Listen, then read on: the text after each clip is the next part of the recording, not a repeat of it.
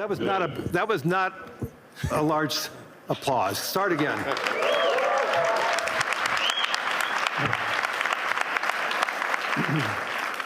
That's better. Thank you. Yeah, we're going to make this interesting. How many quotes are you going to want that are going to be after this session? I don't know. I mean, 5. Okay. So good afternoon, everyone. It's great to see everybody here. It's been an amazing week here in Davos. Hopefully everybody saw that we are having conversations here. Hopefully everybody agrees. There are some conversations that we may disagree. There's many conversations that we may have agreed, but through those conversations, and I think today's result with a peace agreement earlier today, the World Economic Forum is here to have those conversations, to have understandings, and also resolution. So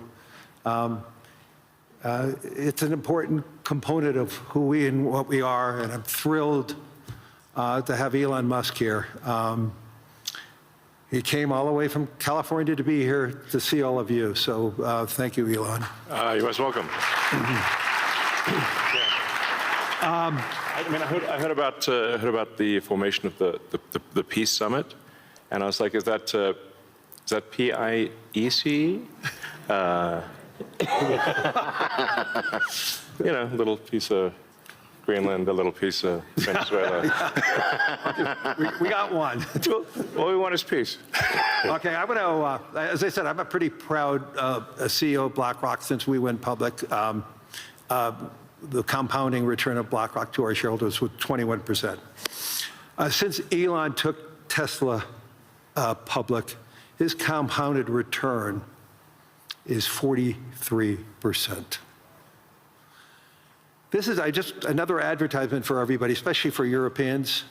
This is why more citizens should be investing with growth, investing with their countries. Imagine if a lot of pension funds invested with Elon when Tesla went public, and how much return would all the pension funds that invested side by side with Elon and the growth. So a spectacular return. There's very few companies. Well, I don't think there's any other company as large as Tesla today that has that compounded return. So congratulations. Oh, thank you. It's a good measurement.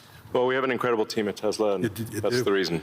So I want to get into the dirt, the meaningful component about technology, the possibilities. I want to talk about AI and robotics, energy, space, and the progress ultimately coming down to engineering discipline, scale, execution. And few people, if not anyone, has the experience and the fortitude to confront these issues head on. Not just the ideas, but the execution across so many different technologies, Elon, and that's why I thought it was important for us to have this dialogue here in Davos. So you're presently building on AI, on robotics, on space, on energy, all at the same time. When you look across those efforts, what do they have in common from an engineering standpoint? Well, they're all very difficult technology challenges, but the overall goal of my companies is to maximize the future of civilization, like basically maximize the probability that civilization has a great future, and to expand consciousness beyond Earth. So if you take SpaceX, for example, that SpaceX is about advancing rocket technology to the point where we can extend life and consciousness beyond Earth, to the moon, to Mars, eventually to other star systems.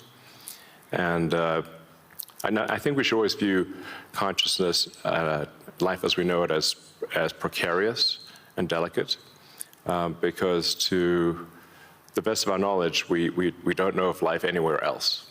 You know, I'm often asked, are there aliens among us? And I'll say that I am one, but...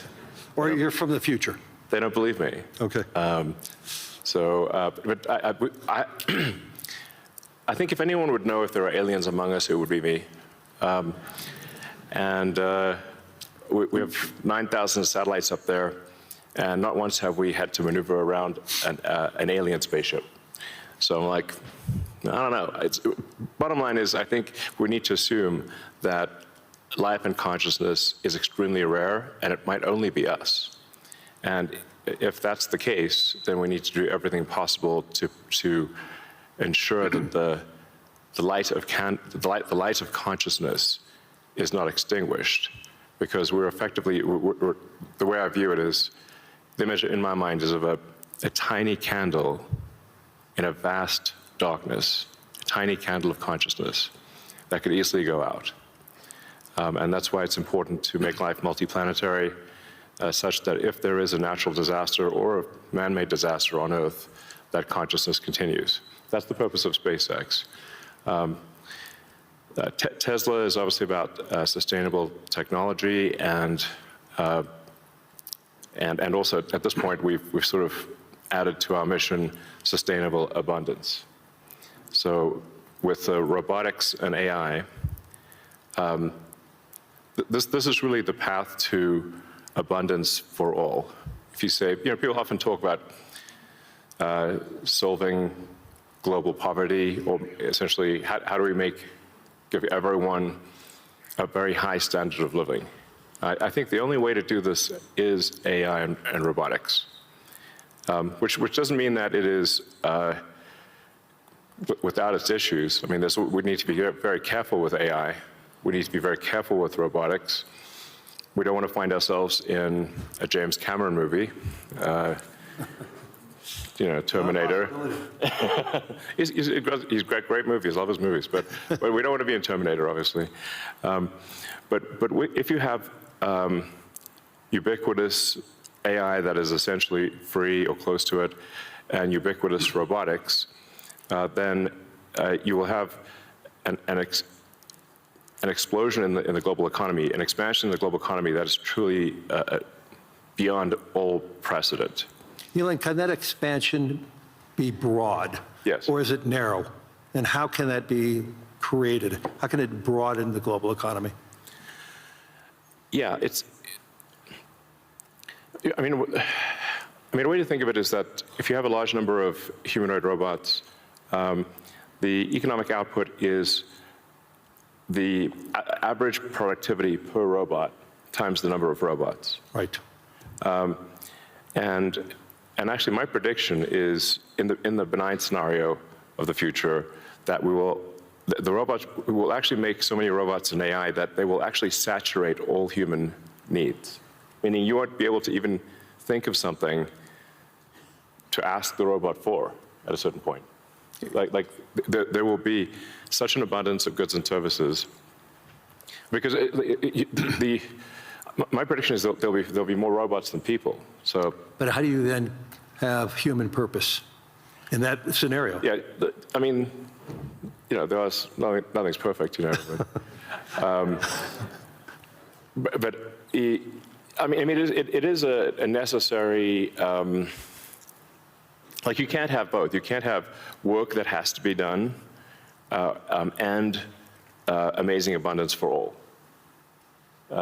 Because if it's work that has to be done, then you, and only some people can do it, then you can't have abundance. Then it's narrow. Yes, narrow. Yeah. Exactly. So, but if you have billions of humanoid robots, and I think there will be, I think everyone on Earth is going to have one and going to want one, because who wouldn't want a robot to, assuming it's very safe, watch over your kids, take care of your pet. If you have elderly parents, a lot of friends of mine have said they have elderly parents. It's very difficult to take care of them. Expensive. Yeah, it's expensive, and there just aren't enough people to take care of there aren't enough young people to take care of the old people. Right. So if you had a robot that could take care of and protect an elderly parent, I think that would be great. That would be an amazing thing to have. I think we will have those things. So, I mean, overall, I'm very optimistic about the future. I think we're headed for a future of amazing abundance, which is very cool, and definitely we are in the most interesting time in history.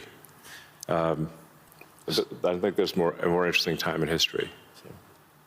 But can you and I reverse aging in this new history, or are we going to see it?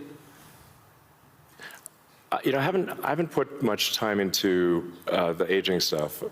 I do think it is a very solvable problem. Like you can, I think when we figure out what causes aging, I think we'll find it's incredibly obvious. It's not a subtle thing.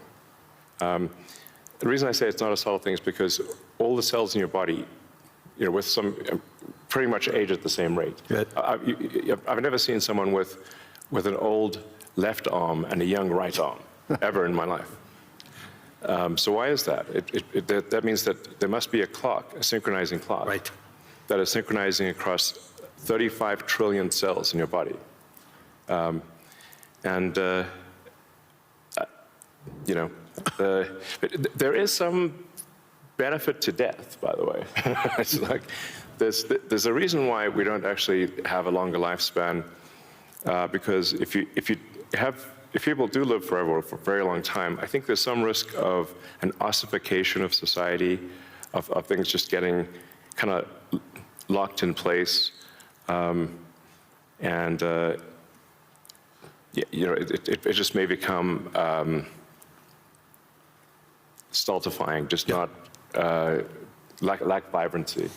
But that said, do I think we'll figure out ways to extend life and maybe even reverse aging? I think that's highly likely.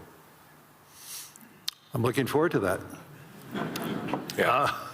So in the future that you talk about, the AI models, autonomous machines, rockets, depends on massive increases in compute, massive increases in energy, expensive energy, manufacturing scale. What are the bottlenecks to get there? And that, once again, with all that expenditures, again, how can we make sure that it's broad and not narrow?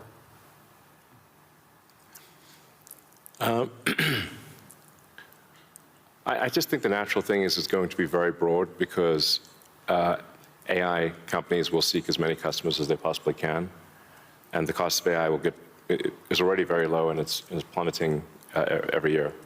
I mean, the cost of AI is almost meaningfully changing on a month-to-month basis. There's open models now everywhere. Yeah. Yes, there's open models. And the open models only lag, they're maybe a year behind. Right. The sort of closed models. So I think the AI companies will seek as many customers as possible, which means they'll provide AI to the world. But the cost of getting to there, the compute, the chips, the fab, the powering, that to me, what are the you know, those are huge. The limiting factor, yeah, I think the limiting factor for